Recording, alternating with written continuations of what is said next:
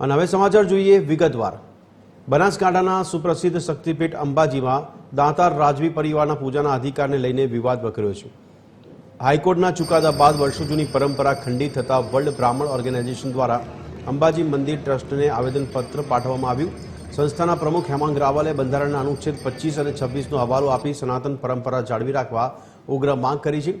વર્ષ 1136થી ચાલી આવતી આઠમની પૂજા પર રોક લગાવતા ભાવિકોમાં ભારે રોષ જોવા મળ્યો છે અને આગામી વિધાનસભામાં આ મુદ્દે નીતિગત નિર્ણય લેવા સરકારને પણ ચીમકી આપી છે।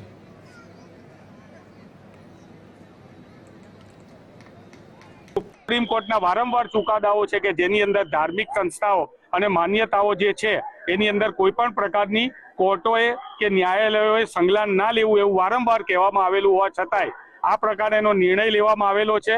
આ નિર્ણય સદંતર ગેરવ્યાજબી નિર્ણય છે।